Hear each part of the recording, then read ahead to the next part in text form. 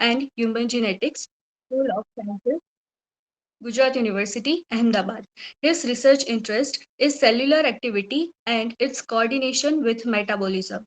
Some of his many awards are Dr. V.C. Shah Gold Medal, Science Congress Gold Medal, Knight Lectureship, as well as JRF and SRF CSIR Young Investigator Award and Science Father Nassim 2020 Award. He had got many grants as principal investigator and co-investigator. He is also a member and editorial board member of various prestigious societies and foundations. He has guided 5 PhD students. He has published more than 60 research articles, papers, many news articles, and book chapters. Over to you, Kaitser.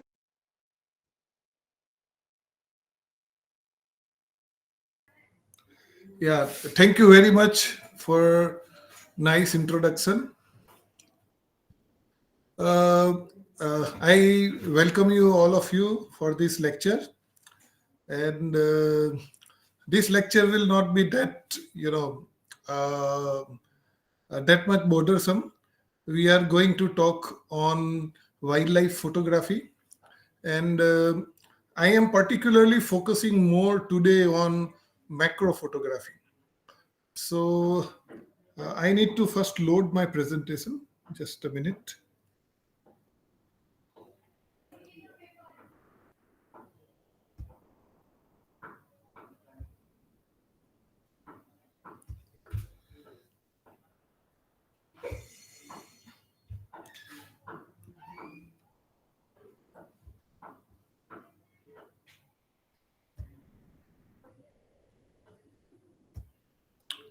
Yeah. Are you able to see my window? Yes, Hello? Yes, sir. sir. Yeah. So basically, I am cell and molecular biologist, but I have done, but means this is my actually a hobby to go into the wild and do a lot of photography. And then gradually I have tried to focus more on the scientific photography. So particularly today what I am talking to you is more on a macro imaging and scientific photography. So photography is basically a subject which is called imaging. So imaging is the representation of or kind of reproduction of an object's form, especially a visual representation. Imaging technology is the application of materials and methods to create, preserve, and duplicate the imaging or images.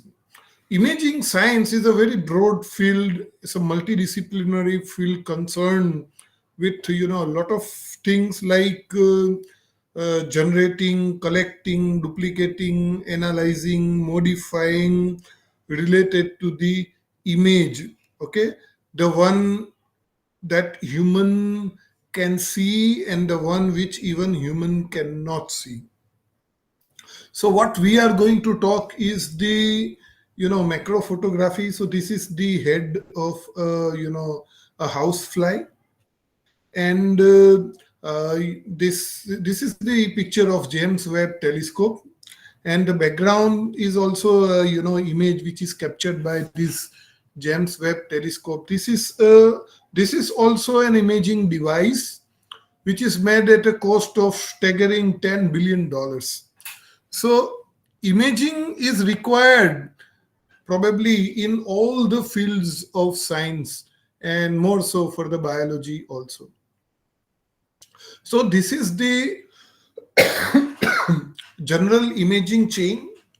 So we have an object is, for example, this lady is sitting, and then we have one photographer who is actually a collector of the light. He is guiding the camera that how to take the picture. Now you need is a proper illumination. because our eyes can see only some wavelength of the light. So we need to illuminate our object with a proper light, and then the sensor of the camera picks up the image, and then we process it. Now, in earlier days, we had a film camera, and then we used to wash the images as per our requirement. But nowadays, we have a digital image, so there are softwares through which you can process your image. After that, you can have a finally processed image which can be displayed, or for a scientific purpose, we use it for various analysis. So photography can be divided into a close-up photography where you are going to take the picture from a very close distance.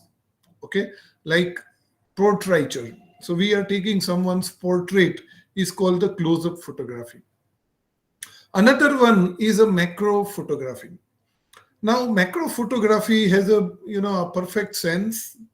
So you are doing a magnification that renders it life size. Okay, that is at least 1:1, and it can go up to 1:5. Okay, so what does it mean by 1:1? Now see, every camera will have a sensor. In earlier days, it was a film. By the way, both are doing the same way. So whatsoever the size of the sensor or the film, okay, and the size of the object which you are taking the photograph of. So the size of the photo, object should be same on the sensor. Then it is called 1:1, photography, or 1:1 macro photography.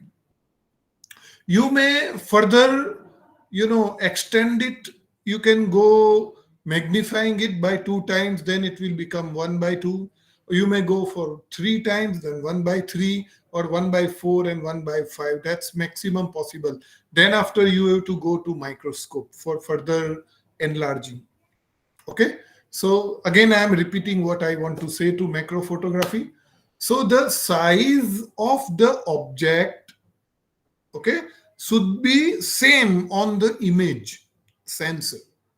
Okay, so what we do in a digital photography, we enlarged image as much as you want. That way you cannot take the macro photography.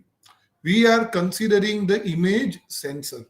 Okay, so image sensor should have the same size as that of the original size of the image. Okay, so as for example, you have a 1-inch coin. Okay, so that 1-inch coin should be of the same 1-inch size on the sensor also. Okay, then it will be called as a macro photography, and this needs is a specialized equipment. There is a photo micrography also. So that photographing renders like, which is we do it regularly on the microscope, which is more than 5 times or the 10 times. Here are the some of this is a very recorded image which was taken on the camera phone, and there was a a macro lens attached to it, and they could take this beautiful kind of picture. So this is a kind of a macro close up photography. You may not say it as a close macro photography, because this image is actually enlarged image. Okay, it's a processed image, not the one on which is coming out directly from the sensor. Now we need is the equipment for doing the photography. So let us go towards the equipment, what you need to take the picture. So you will have is a camera body. So this is the camera body. Now the camera body will have a sensor and the a circuit, means electronic components, which is rendering you to take the picture or image. And then you have a different types of lenses. So there are several different types of lenses are available. Let us go first to the camera body. So camera body are DSLR or mirrorless. So this time, mirrorless is very popular. In a DSLR, there is a actual mirror in front of the sensor. Okay, so that's why what happens that you are able to see a real picture in the viewfinder. Okay, so that's why the viewfinder is called the optical viewfinder. Okay, so when you are clicking the button in this camera, what will happen that this mirror goes up, and then the your sensor is exposed to the light, and then it takes the picture. But in mirrorless, what have happened that due to advances in the electronics and the software parts, we have given all this work to the sensor. So sensor itself gives information to the viewfinder, so you are able to see what the sensor is able to see. Okay, so that's why it is considered little better than that of the DSLR camera. The best advantage of having this mirrorless is that the camera body size and weight have reduced considerably, and that's the reason that more and more people are opting for a mirrorless system nowadays. Now, every camera has a image sensor, and this is what which is very important for the a photography purpose. Are you able to listen me? Yes, sir. Yes, sir. Hello. Yes, sir. My yeah, please. Yes, sir. Yes, sir. Yeah. If you have any doubt in between, you may stop me for a while. Don't mind. Okay. Now, when the photography started in the most earlier days, we had the glass plates, and on the glass plates we used to put the emulsion. So that was a very cumbersome process, and that glass used to become a frame.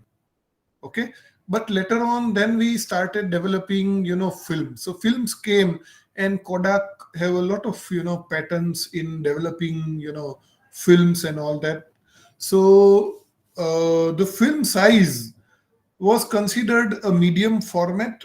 Okay, so that has a this much big size, like you know like really big one, around 1.5 inch size. So then after this was a really big, so the camera were also big. So then we invented is a 35 films. Okay, so 35 films had a size of a very perfect size, and this is this got stabilized as a benchmark in the photography, and people in the film in this business of imaging refer it as a full frame photography. But this full frame is also larger.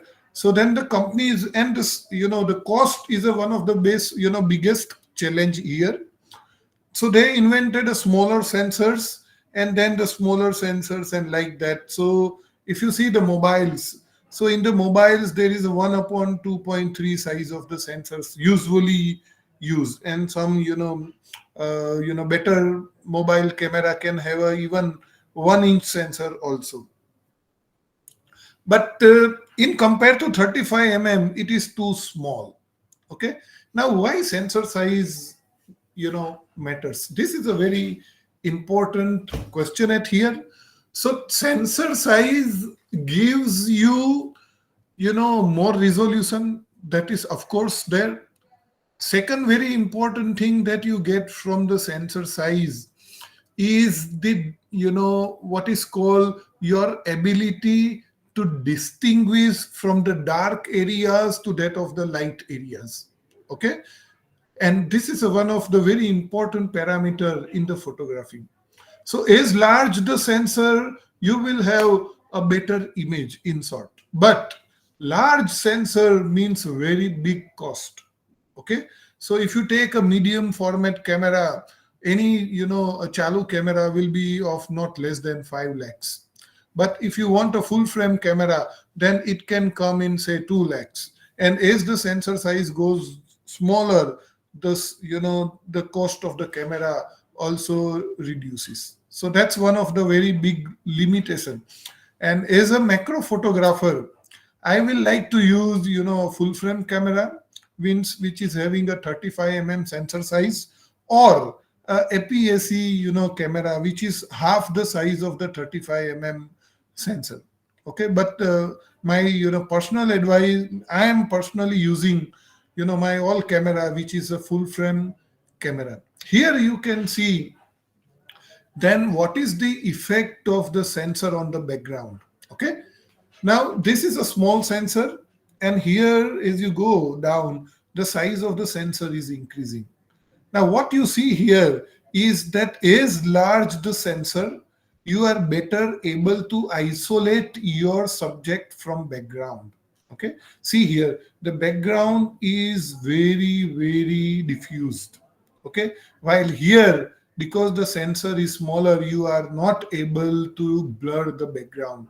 This is called isolation of the subject from the background. Okay, so this is achievable with a larger, sensor size. Now, lenses. So there are various different types of lenses. Okay, now first come is our eye.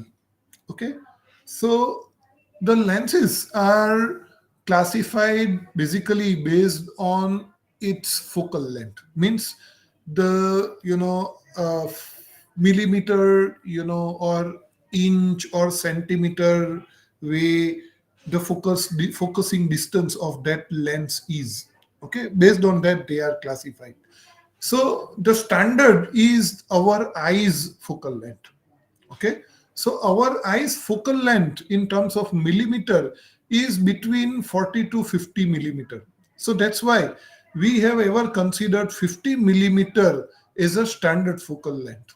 Okay, then anything which is smaller than 50 millimeter is considered wide angle.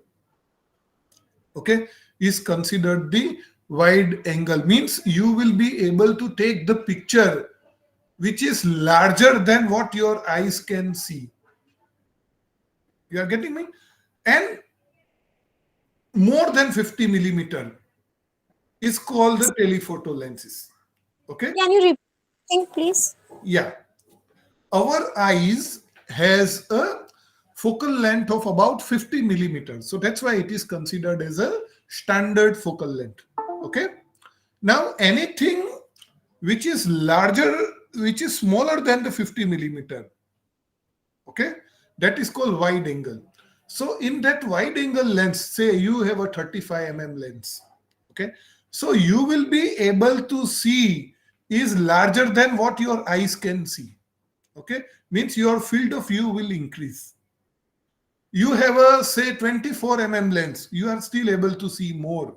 Say you have a 10 millimeter lens, you with, the shortest wavelength, millimeter which we have produced is 8 millimeter. If you use 8 millimeter lens in front of your camera body, you actually will be able to see the thing which is your behind you actually, because it will give you a very wide view of your, wide angle of view. Getting me? Now if you use telephoto lens, telephoto means more than 50 lens. Okay, say 85 90 100 200 400 300 it can go up to 600 or 800 Okay, so this, as you increase your millimeter, your field of view will reduce, means you are magnifying your subject. Okay, so that's why telephoto lenses are generally used for, distant objects. Say I want to take a picture of bird. Okay, which is, now bird will not let you come so close. Okay, and then also you want to take a, a large picture of the bird, so then you have to use either say 300 lens or 400, 500, 600, 800 lens, depending on the distance between you and the birds. Okay, now besides that, you may have one more type of lens which is called zoom.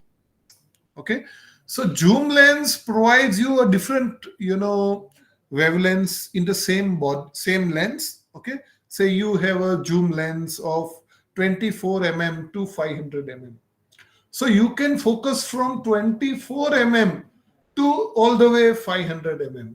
So that will give you a very big reach. Okay. But that comes at a cost. I will explain to you, as I am going further. But nowadays, we have a very good quality zoom lenses also available. Now, one more important criteria of the lenses is the aperture. Okay. Now, aperture. So, just like the diaphragm we have in our microscopes. Okay. So, you know that what will happen, by using the diaphragm. So, same way, we can control the aperture in the lenses. Okay. So, you may control it either manually as in the older lenses, or you may control it nowadays by electronic matter. So, as smaller the aperture value, okay, larger it opens. Okay, say I have kept my lens at f1.4. Okay, so that means the aperture is fully open. Okay, 5.6 it is closed. 5 f22 means it is very much closed, only a very small area is open inside. Okay, now this aperture values are very well defined, and there is a standard of giving the aperture. So say I have a lens of say 1 f1, and I have a same lens of f2.8. Okay, so f1 lens needs to be very big. Okay, it will be a huge lens, very heavy. But f2.8 lens, okay, will have a smaller aperture. So the lenses are also smaller, and therefore it's very it will be very small in weight, easy to carry. Okay, now why to use these different apertures? So these apertures, they give you what is called the depth of field. Okay, now see here, I have given you I am explaining this depth of field at here. See here, the f is 1.4. So this will give me a very small depth of field. Okay, means a laser sharp area of the image is focused, and the rest of thing is not focused. Okay, means it will be blur, the one which is ahead and one which is after. So see, only this bird is in focus, rest of the part is not focused. Okay, now if I increase my aperture value, means I am reducing my aperture. So what will happen, that my depth of field will increase. See this, my depth of field have increased. So now these three birds are focused. Okay, now, as I am increasing my f value, my aperture is becoming smaller, and I am increasing the depth of field like that. Okay, so depend on that, what you want to focus, you have to select your aperture value. Okay, so say I want to isolate my subject from the background, then I will use less depth of field. Okay, means less aperture value. And I want to take the whole image, like I am taking say landscape photograph. So in landscape photograph, I want to focus everything which is ahead of me, so I will take very high aperture value. In that way I will be able to focus everything in that. Okay, so these are the advantages and disadvantages of the aperture value, and depend on the requirement of the photography, you have to set your aperture. Now here is the effect of the focal length on the isolation of the subject. Okay, see here, this is 18 mm, everything is focused. Okay, as this is increasing, you see that the subject is getting isolated from its background. Okay, so there, these all things are depend on the requirement of the photographer, what how he wants to take the picture. So based on that, you have to select your lens and you have to select the aperture. Okay. One more very important criteria in the photography is the shutter speed. Okay, shutter is nowadays electronic and sometimes it is mechanical also. So it is the time, okay, at during which the sensor becomes open. Okay, so it is taking the light which is coming from the environment. Okay, so you may open it, okay, say for one of 1/2 second. Okay, means 30 milliseconds, sorry, 50 milliseconds. Okay, or 1 upon 500 or 1 upon 8000. We have recently made a camera, the Caltech have made a camera which has a shutter speed of 1 upon 80,000. Okay, means very very high. Okay, in that they are able to even trap the light. Okay, so that high shutter speed is possible with that camera, but this general camera can go up to 1 upon 8000 very nicely. Now why you need shutter speed? Okay, now shutter speed is required is because of your requirement. Say you are taking a landscape picture. Okay, now in the landscape picture everything is going to remain there only, not nothing is going to move. So even if you take the picture in a high shutter speed, nothing there is no problem. But as for example, a person is running as it is explained in this picture. Okay, so in this picture, if I take this running man at 1 upon half of the shutter speed, it will be blurred. Okay, so if you see, if you properly count the actual shutter speed required to take a properly sharp picture in this running man's case is 1 upon 500. Okay, that much of shutter speed is needed. Say someone wants to take a picture of flying bird. Okay, a bird is flying and you want to take a picture, then you will be required to have at least 1 upon 1600 shutter speed. Means it's really very fast shutter speed. Okay, or even more. Sometimes some suppose bird is doing some activity. Okay, like it is engulfing its prey, so then you need to be very fast. Okay, say 1 upon 2500. Okay, so likewise we have to select our shutter speed. Now with the invent of electronic camera, one more thing came into this regulation of the camera. So one more parameter is being added at here, and that is called ISO.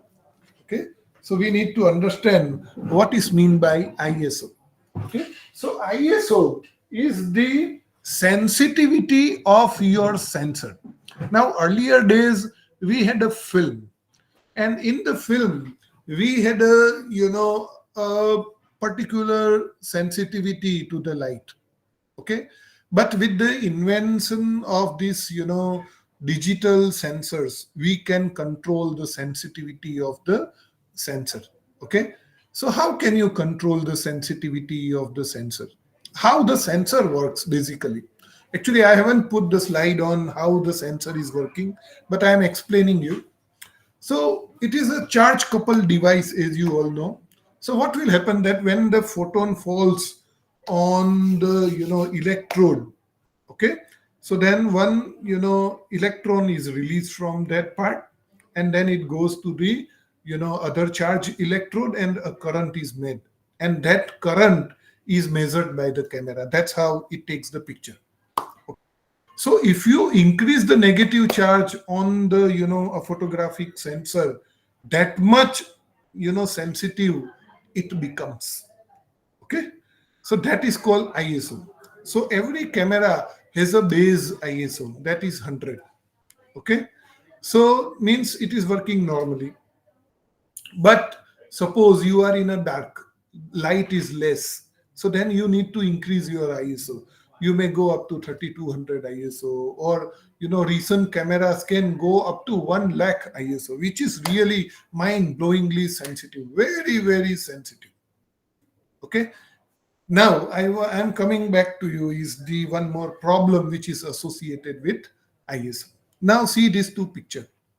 This picture is taken at a ISO of 100 and this picture is taken at a ISO of 3200. What is the difference between these two?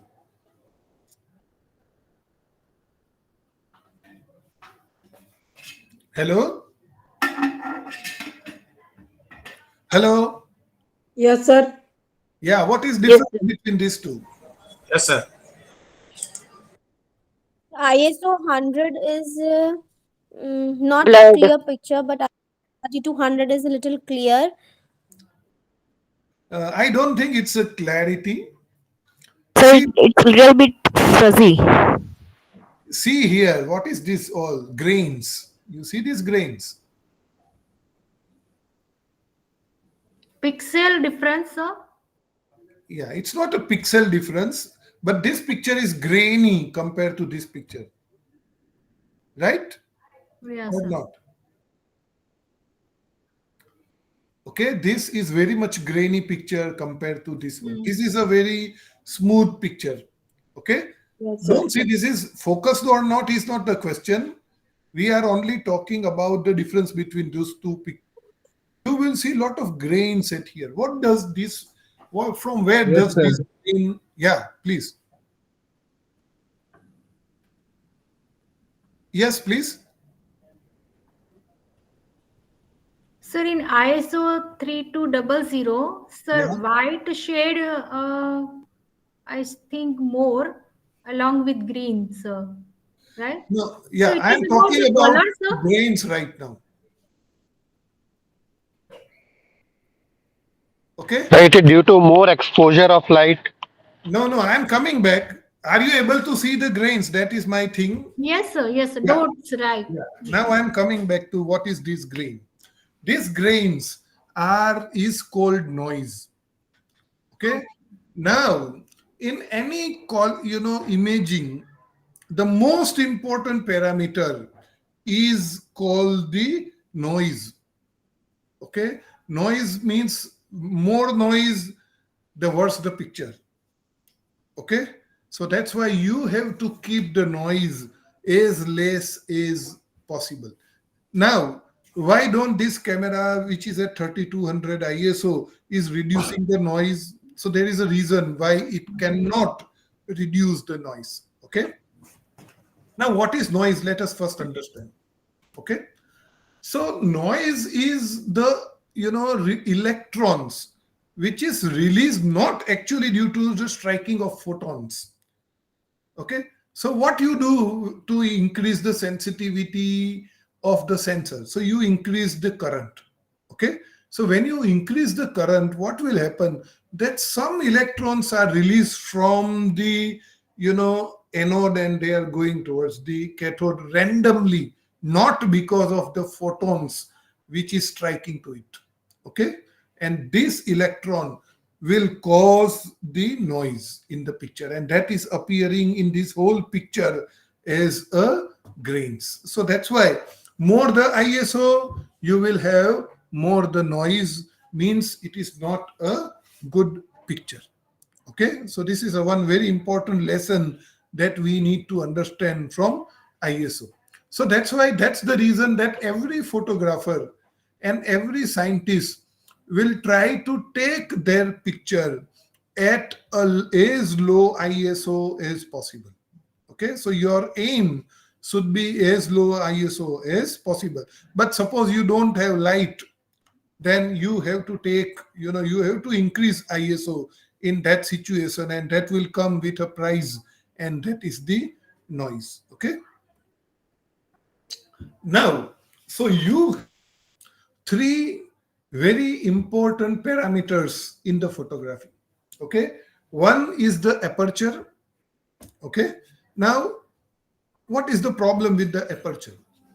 Now aperture is not creating any problem, but as you reduce the aperture, means as you increase the aperture value, means you will reduce the aperture.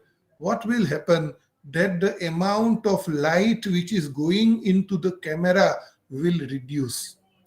Okay, means I am taking picture at f1.4, okay, and the rest of parameters are same, okay, and I am taking picture at f22. So what will be the difference? So the f12, 22 picture will be dark, and f1.4 will be very nicely exposed. You are getting me? So that's the problem. Okay. Now the same thing is there with the shutter speed. As smaller the shutter speed, less light will go into the camera. Okay. As more the shutter speed, more light will go into the camera. And ISO. Okay, I already explained to you ISO. So when you are putting your camera on, okay, see now I am not talking about auto photography. Okay, we are doing science. Okay, and in the science, you have to take picture in a manual photography. Okay, where we know what type of setting we have done. Otherwise, you will fail. Okay.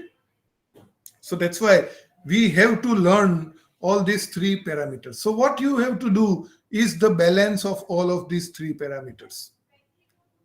Okay. Now say for example, I am taking a picture of a bird which is flying. Okay. Now if the bird is flying, that means I need a shutter speed of at least 1600, 1 upon 1600, right?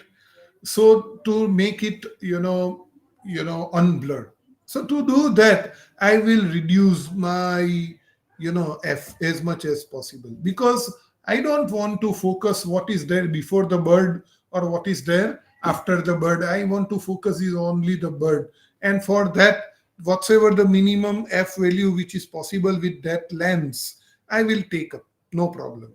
Okay, now what else I have to adjust is the ISO.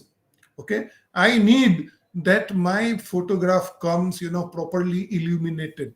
So that's why I will take up my ISO depending on the condition. Say today is a very bright, okay, sun is shining and ample light is available, so usually you will be able to take that photograph at ISO 100. Okay, but that's fine. But suppose you are taking the same kind of picture, and it is evening, and the light is not that much available. Okay, so in that condition you will have to increase the ISO. Okay, increase the ISO will come at a cost of the this noise level, but yes, that can be taken care of with a modern a processing of the images at certain level. We'll talk about it later on. So that what I want to tell you is this, that the photography is the interplay between these three very important parameters, that is aperture, shutter speed and ISO. If you master these three, you will have a very nice picture. Now we are talking about macro photography today. Okay, now in macro photography, say there is an insect sitting on a branch, okay, and I want to take its picture. So generally insect doesn't move much. Okay, so it is very fine, I take picture at a very low shutter speed, say 1 upon 125 or 1 upon 250, is not going to run away anyway. So this will be okay. I can take as minimum ISO as possible. Okay, now what you want to focus of that insect becomes very important.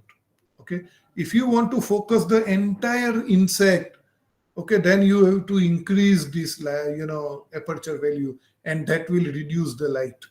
Okay, so there comes the problem, and that's a one very important problem that we will understand, and we will take it further as we are going into our presentation. I will keep on explaining to you. Besides these three most important parameters, many other parameters are there, which as a macro photographer and as a scientific photographer we have to control. Okay, and that is the white balance. Usually in our general camera and in our phones, we are keeping white balance on a auto mode, so it is sensing the scene, and depending on that it is doing it. But for some particular condition, you might have to adjust the white balance also. Another important button which is given on this professional camera is the exposure compensation. Okay, so you must be able to see a switch which is usually kept at 0, and it can go to minus and it can go to plus. Okay, this is generally done for a object which is say of white color, okay, or which is say of a dark color, black color. So in that condition, you have to set up your exposure compensation. Okay, so the camera will set up your camera will set depending on the color of your uh, illumination of your subject. Okay, so my equipment consideration. Okay, so let us buy a camera here. Okay, so I am considering the camera here. I have taken a 35 mm full frame camera. Okay, why? Because I want a superb optical quality. Okay, and the I'm using a mirrorless camera for the portability. I have a macro lens which is a 1:1 lens, as you can see over here. This is a macro lens. Okay, now macro lenses, so what you are doing is you are taking a picture of a very small area. Okay, your subject is very small, so the light is also very small. And what is photography is light. So that's why it's very difficult to take a photograph of a macro object. You need is a light. Okay, if you don't want to use light, you will increase ISO. Increasing the ISO will increase your noise, and that will ruin your picture. Okay, so that's why we need to use light. So what we do, we use flash. Okay, you must have seen flash with professional photographers. They always use flash. You know why they are using flash? Because they want to grab a particular moment, so at a very fast speed. Okay, and same way, they don't want any noise to come in the picture.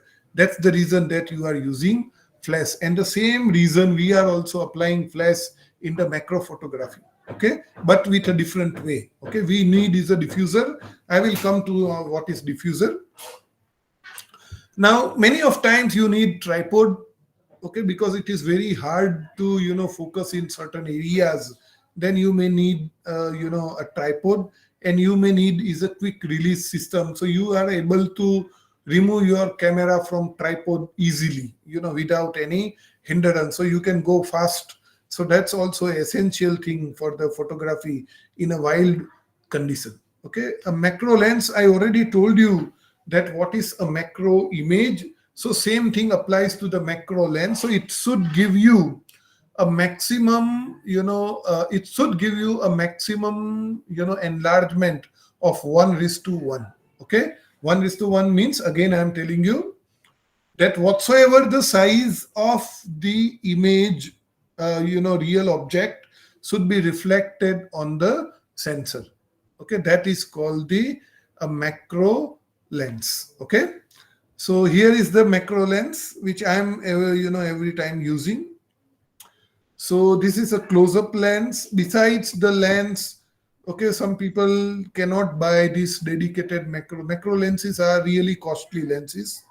Okay, so some people they have some adapters which can be kept on a their regular lens. Okay, some people use extension tubes.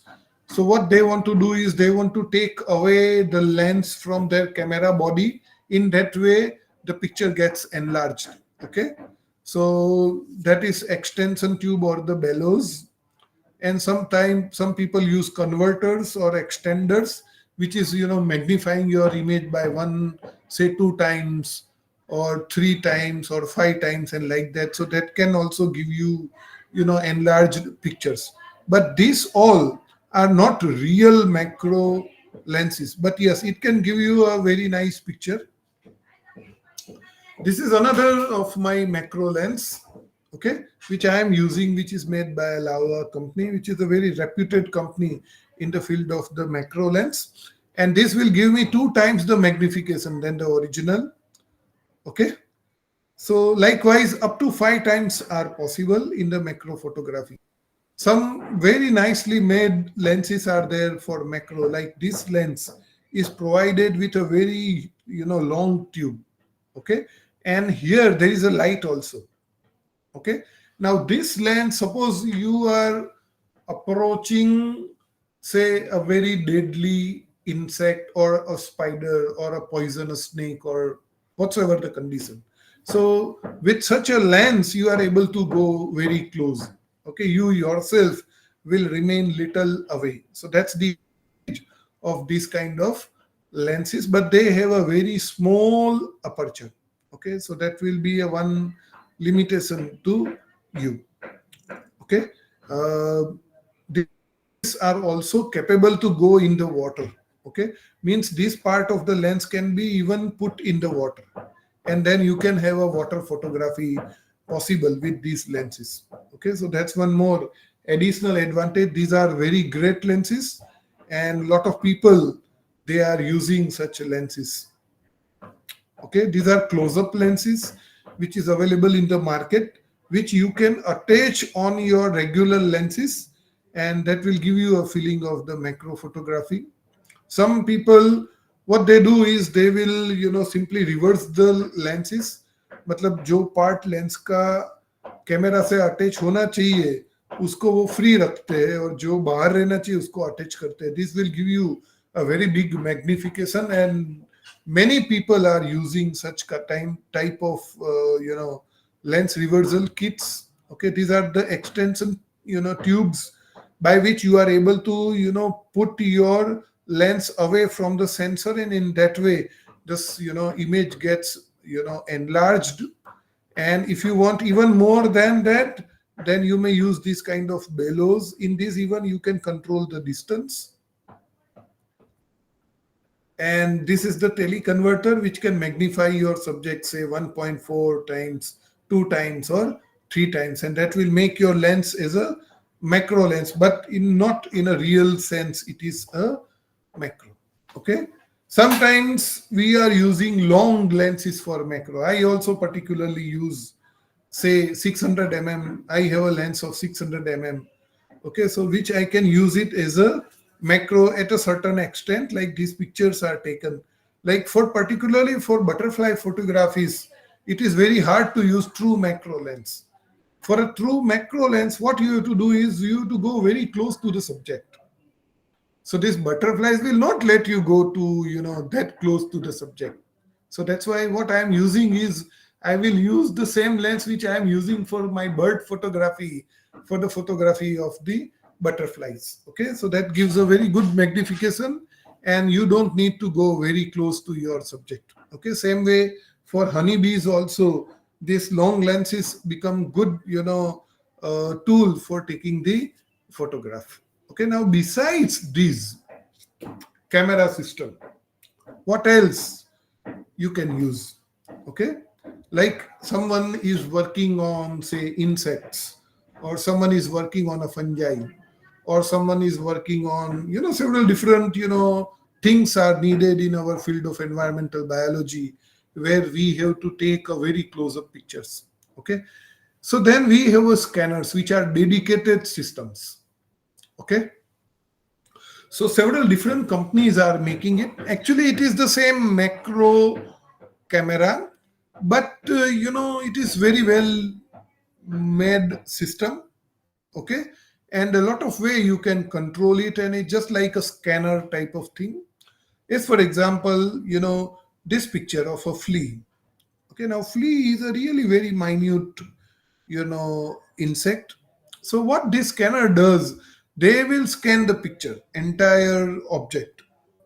Okay, and then all those pictures are digitally compiled, and then it will give you a very nice picture. Okay, so it can give you, because of this, it can give you a better control. It can give you extended depth of field. Okay, And there are enhancement softwares are also included which can control the noise also in the picture.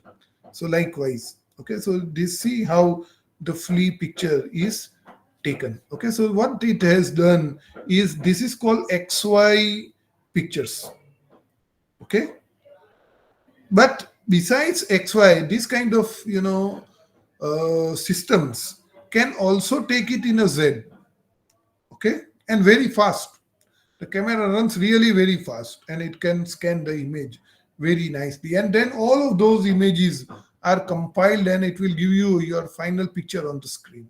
So it will come like this. Okay, so everywhere your image is very well focused without the noise. And this will be a great, a picture possible.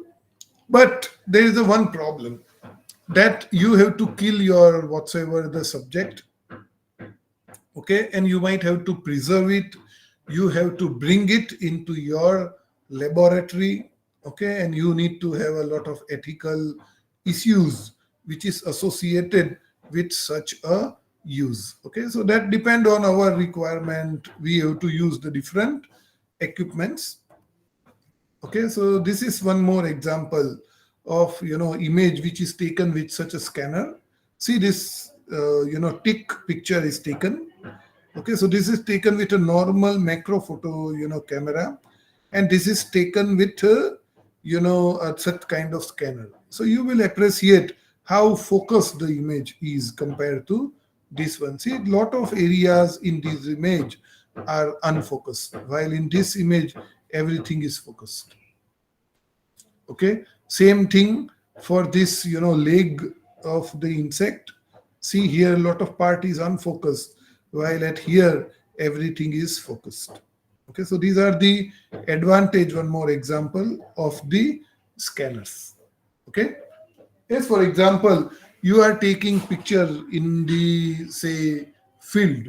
Okay, so in the field you need is a flash. As I said, that in a macro photography we are taking photograph of a very small object, and on that small object very little light is actually falling. So that's why you need to give additional light, and that will come from this flash. Okay, but most of the smaller objects like insects, they have a reflective uh, surface, and because of that they will reflect the flashlight. And that's why we also have to employ what is called diffuser. So then the light will go diffuse, and so that's why the reflection will not come. Okay, so that's why always macro flash should have this kind of diffuser. So this is the flash. Okay, and on this flash we have attached is this diffuser. Okay, I have this type of setup with me. This is also with the diffuser. Okay, this is also diffuser. Okay, so likewise you have to use the various diffusers. So these are all diffusers of different type. Okay, which people are using. Okay, many of times people bring the live insect in the lab. If it is ethically allowable, you can bring it in the lab. Okay, and as for example, this is a picture of a watch, whatever, and a person is performing a photography. So he is using the two different flashes, and there is a light box is there. Okay, and on this light box we will put the our subject like the insect or whatsoever, and then we take the photography. So this is a better controlled than that of the field. Okay, field में आपको ऐसा perfect background नहीं मिलेगा. इसमें क्या होगा कि आपको अगर व्हाइट बैकग्राउंड चाहिए तो बैकग्राउंड व्हाइट आएगा, ब्लैक बैकग्राउंड चाहिए तो ब्लैक बैकग्राउंड आएगा, कोई भी तरह का इंटरफेरेंस नहीं होगा. Okay, so that's why people generally use light box for the scientific photography. They will bring the insect into the lab and then they will perform the photography, and afterwards you may release back that that insect. Some people even take this light box into the field. They will arrange the light box in their car, and they will catch the insect, bring it into the car, into the light box. they will take the picture and then they will release back that insect. Okay, so likewise people are using this light box so that our photography becomes very nice. These are some pictures which is taken with the light box. See the perfect white background with all these images. Here we have put black colored background. So depend on your requirement. Here this scorpion is illuminated with the UV light. Okay, so the scorpions and many other insects, they flourish in presence of UV light, and it will give you a fantastic picture. Okay, so this is the picture which is taken with the UV light. Okay, so this kind of arrangements are possible in these light boxes. Okay, so you just need these two lamps of the UV light, and then you can take such a marvelous picture with this. Okay, now one more important consideration in the macro photography is the depth of field, and you always want that your entire insect or whatsoever the object is fully focused. Then only you will be able to see everything in it. Okay, and to get everything in focus, you have to use very high depth of field. Very high depth of field means very narrow aperture. Very narrow aperture means very less light. Okay, even though you put the flash, you may not be able to satisfy the light. Okay, so in that condition, what we do is we keep the aperture wide, and we do what is called the focus stacking. Okay, so what we do is we take the different pictures, okay, at a different focusing. Okay, जैसे कि I will start from the mouth part of a house fly. Okay, तो पहले मैं उसकी mouth part focus करूंगा, फिर दूसरा picture लूंगा, थोड़ा आगे जाऊंगा, फिर उसका आईज का फोटोग्राफ लूंगा, फिर उससे थोड़ा आगे जाऊंगा, उसकी विंग्स की आगे का पार्ट आएगा, फिर उसके बीच वाला पार्ट आएगा, फिर एंड वाला पार्ट आएगा. Like that I will focus the entire insect in say 10 images or 100 images. Okay, there are automatic devices are also possible, and all these 100 images are there compiled. Okay, so there are softwares available which are called the stacking focus, stacking softwares, and by that you can compile your entire picture. Okay, as for example I am showing you here in this image. If you see properly, I am focusing on the tip of this pin. Then I am little bit taking my focus back. So now the middle part of this tip, this pin is focused. Okay, then I am going back gradually. See, and now the pin which is in the back is now perfectly focused. You see here, and now using this software, I can compile all these, say 8 images, and I will have a perfectly focused image. See this? Okay, so all these 9 images I have compiled into this one image. So then everything is focused. Okay, this is called the focus stacking, and this is very important in the macro photography. Okay, now one more very important device which is used in macro photography is scanning electron microscope. Now this use electron, you must have studied it before, and this gives you infinite focusing distance. Means you don't need to do focus stacking, and you will have an excellent resolution and excellent depth of field. Every part of this image is in focus. This is because of many reasons. I'm not teaching you electron microscopy, otherwise I can explain it to you in detail. But all these images are awarded pictures. These two are the zebrafish, and I am working on this zebrafish right now more on. I have covered a lot of part of the photography. I want to tell you more about, photographing the wildlife. You need to, have a luck, first of all. So you should be at the right place at the right time. Okay, every insect is not available there. Nobody has arranged insect for you. You have to go, you have to find out, you have to be at a particular time. Okay, it's all depend on lot of efforts, and there is a lot of practice needed to take such a photographs. Okay, the focal length you need depends on the size of animal. Okay, and how close you can go to that animal. Some animal will allow you to go close, some animal will not allow you to go close. Like butterfly will fly away, but some other insect, okay, may allow you. Like this is a winter season, and if you go early morning in the field, so you can really go very close to it, because insects, they are cold blooded animals, and they will like to stay there only.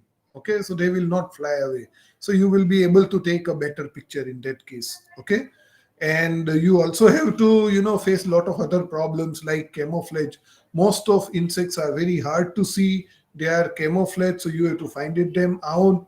Wherever some are hidden in the flowers, in the bark, between the plants, below the leaf, and lot of problems are there.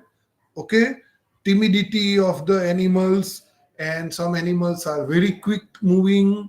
So, depend on that, you have to adjust your photography and always pretend you don't notice them. That way you will be able to get a better picture. Okay, so before going into field, I will suggest you to do a better research before going. You need, if you are going for the first time, get someone who is aware of such photography. Okay, because if he comes with you, he will better guide you. Otherwise you will come back without taking any single picture. Okay, so one guide is always needed, one, literate guy, who is knowing the photography of this type is better to have it. You can use local colleagues. Say I am going to photograph insects of, say, Western Ghats. Now I am not living in a Western Ghats and I don't know anything about the Western Ghats. So in that case, contact someone who is in the Western Ghat, who is going to Western Ghats and taking the photograph.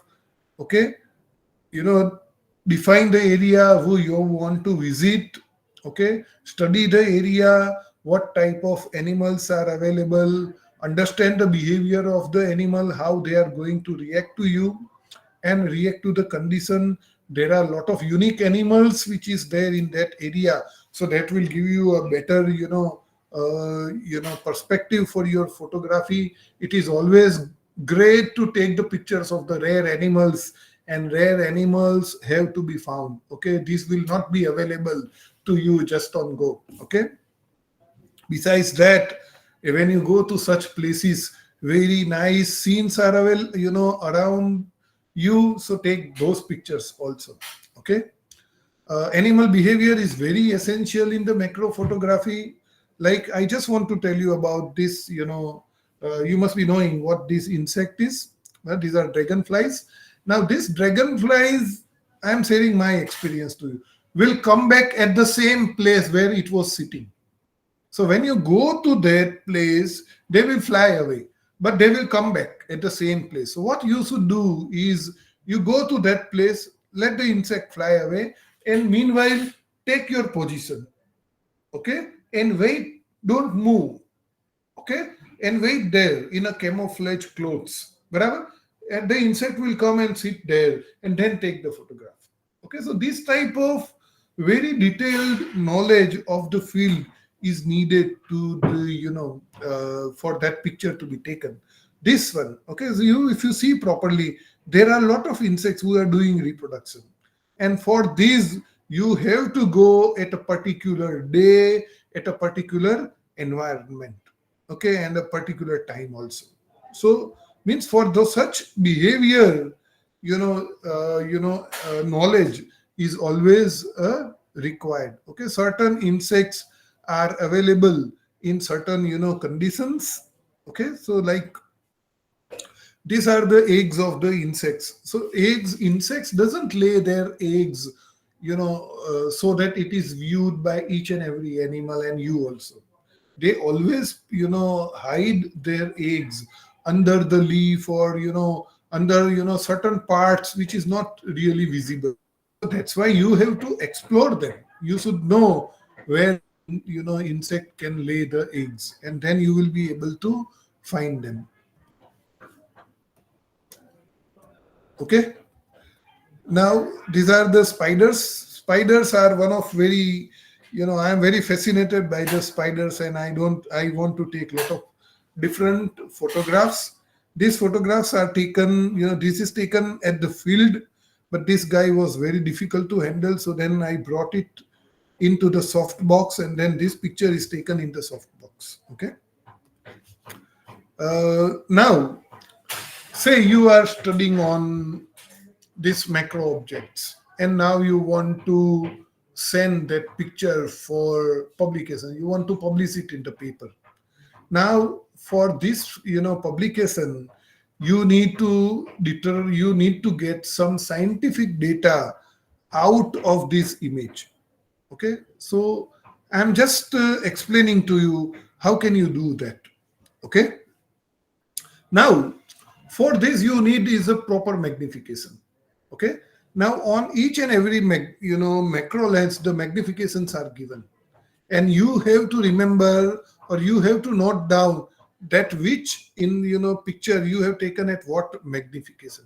Generally I always put my macro lens on 1:1 magnification.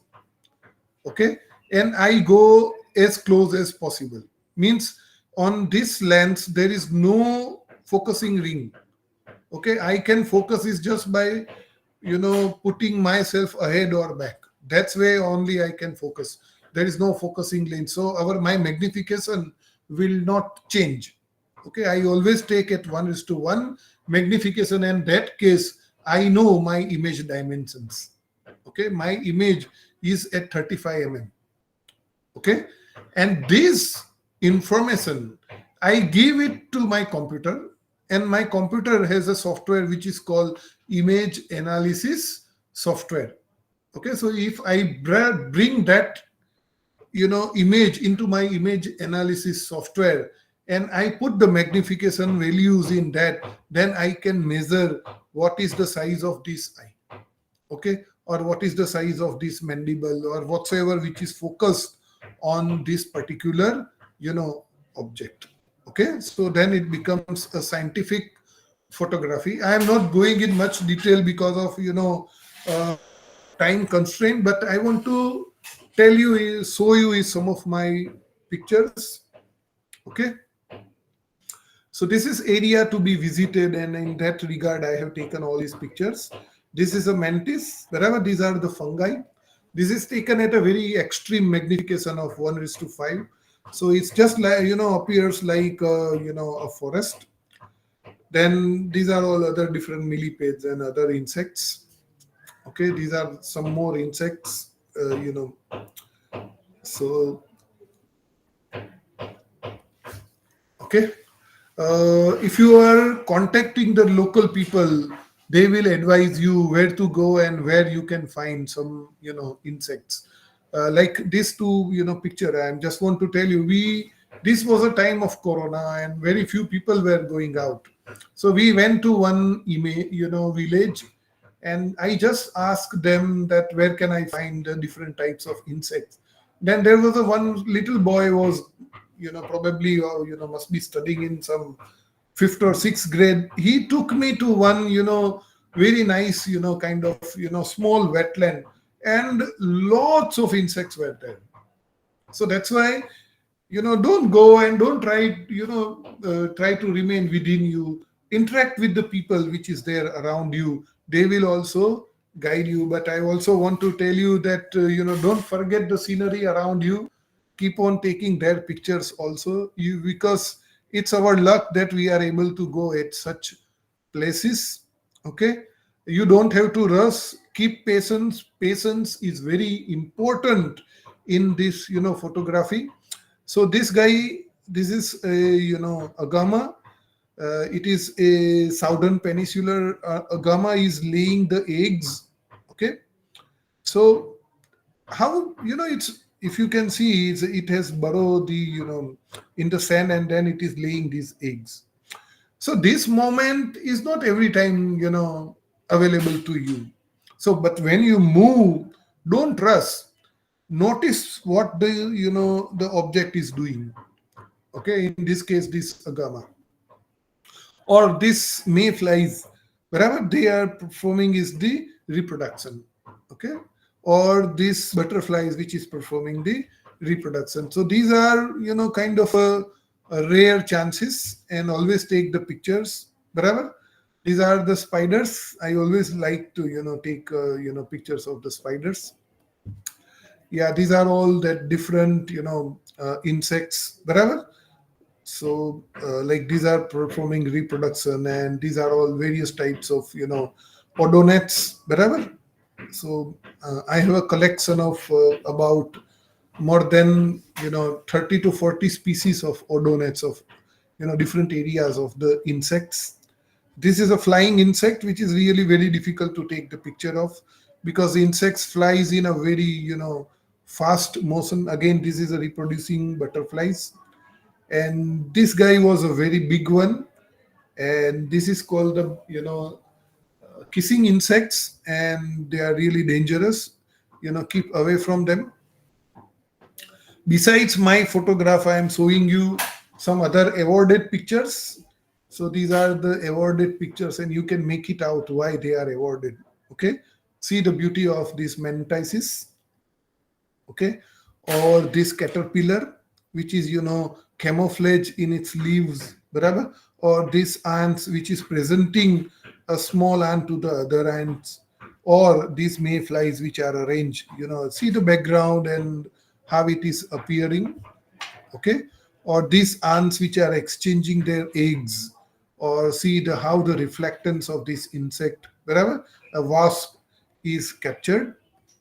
Okay, these are also some more, awarded pictures. Okay, some more awarded pictures here. So see the this spiderlet, so many spiderlets are there in this, so this is the mother spider which is guarding this nest. Okay, this is the ladybugs, or this, butterfly larva, and these are the fish, fish, egg which is developing inside the eggs. And these are very recent pictures. This is the image of the ant's head, and this got a very big news actually in the photography world. And same way, this is again one more wasp with the photo is taken. But this is my photo anyway. So what makes a good wildlife photo? So basically, it's the one that meets the need of the photographer. Basically, the photographer will, knows what type of picture he wants to take. Barabar? But besides that, attention to the basic quality of the photograph is required. Barabar? The depth of field is very important. The noise should be as minimum as possible. There should be a very better composition, color, contrast, and all these qualities should be there in it. Barabar? Then aesthetic, factors are also there, like lighting, composition, background, decisive movement, artistic feel, wherever consideration, habitat, surroundings, lot of different things are there. So it depends on technical ability and the artistic value of the photographer. I will always put this slide whenever, I am taking this kind of picture. So ethics is very important, and we are all the people of science, and we are all working for the betterment of the wildlife. So animals and its habitat are more important than your photograph. Okay, so please don't disturb, okay, any insect or any rare animal for the photograph. Okay, if they are available in plenty, and if ethics are permitting you, then only bring it to the lab, or then only preserve it. Okay, otherwise I will not suggest you to do so. And if it is you are really required to take it for the scientific purpose, then take light box with you, and then do the scientific photography in the field. And once you complete your photography, put back that insect or whatsoever that object into its real place, so it doesn't die, okay, and doesn't come also in the notice of the preys, okay, and predators. So please be careful. Don't stress animal by getting too close, okay. Don't distribute the nest and caves for or other structures, because if you leave the clue, that insect or that bird or whatsoever it is, they get predated because of you. Okay, don't create a path for predators. That's what I want to tell you. And always use good common sense, okay, so that you do not harm the your subjects. But your safety is also very important. And most of people take wildlife photography very lightly, but actually it is not, particularly the macro photography. You are really going to face some very dangerous small insects and other things. Snakes are often there at dead places, and honeybees and a lot of other insects, wasps, and they are there. So always consider your protection at the first place. Be aware of wild animals. There are lots of poisonous and thorny plants around you. Barabar? Poisonous spiders, insects are also there. Okay, rough landscape is also there. You may fall down. And generally, for the insects photography, we go in the monsoon. And in the monsoon, the terrain will be terrible. Okay, be very, very careful and take proper, clothes and proper protection measures. Don't keep your hairs open, okay, otherwise it will be a trouble to you. Don't use perfume. I have ever used, many of times I take my students with with me, and one of the student had applied a perfume, and then she had a 2 3 bites of honeybees because of that perfume. So that's why I am now always telling them that please don't apply any perfume, okay.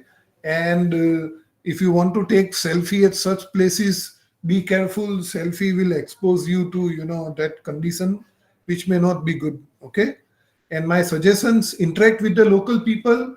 They will guide you for a better place. Enjoy nature, okay. Don't rush. Keep patience, okay. Take the trails, okay. Don't go directly into the wild, and there may be a problem in directly going into the wild. Rather than that, always remain in the trails. Barabar? Perform the photography in the spells, okay. Means in between, take the relaxed time also, okay. So summary: so we should do this macro photography for raising the awareness in the common people, for the protection of the wild animals, for the protection of the environment and ecology in which these cute little guys are staying, okay. You may also want to explore the particular species of the whatsoever the small object, as in this case. And not many people are that lucky to do such photography, and they are not able to go into the wild. But being a environment related guys, you must be going into the field. And that's why I always want to tell you is to take the pictures. That will be a very great, besides scientific importance, that will be a very great memory for you, okay. And my last line: that take nothing but photographs, leave nothing but your footprints, and kill nothing but your time, okay. Thank you very much for listening me. So I am open for my questions. Yeah, please.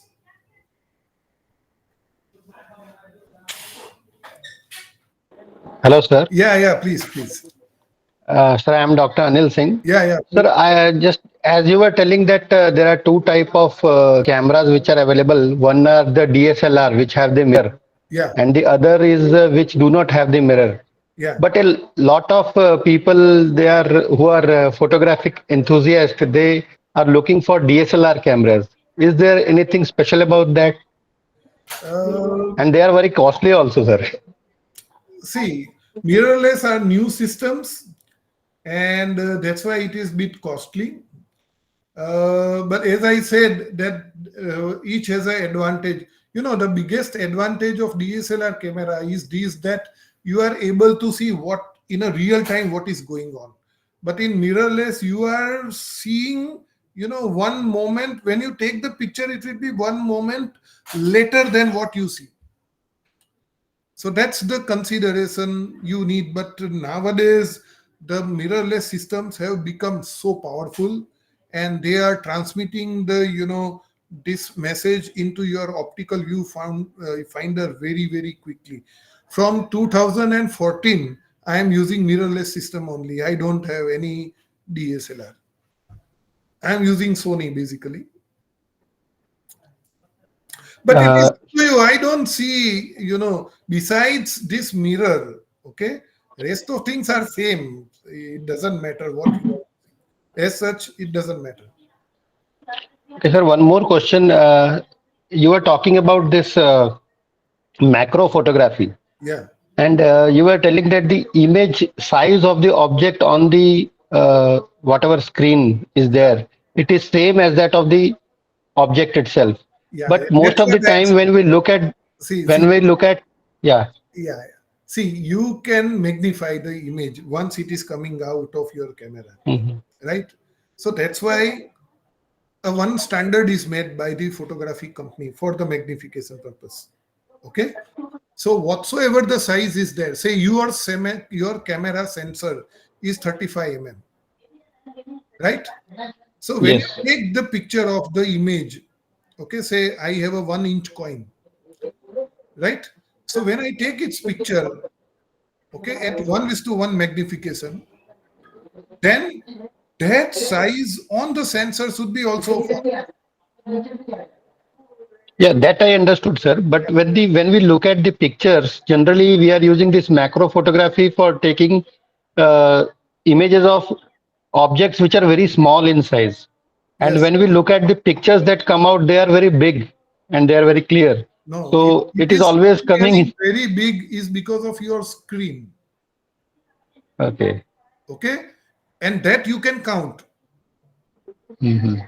Okay. That's what I said in a scientific photography. That's why I want to tell you I'm taking this picture. We don't have much of the time. Actually, basic of the photography is so big. I am not going in much of the detail of that. When some time is there, I will, you know, we may take the another lecture.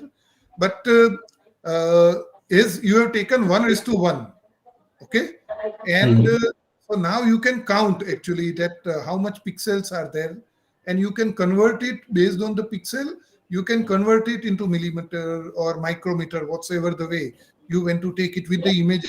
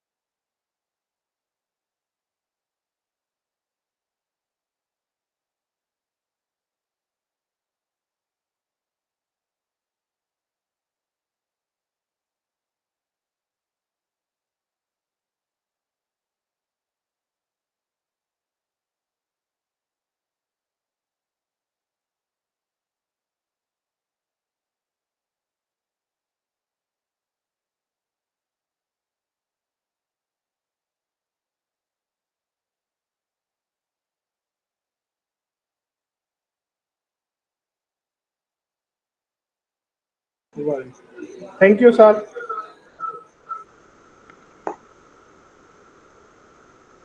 Thank you, sir. Thank you, sir. Thank you, sir. Thank you so Thank much. you, sir. Thank you, sir. Thank you. Thank you very much.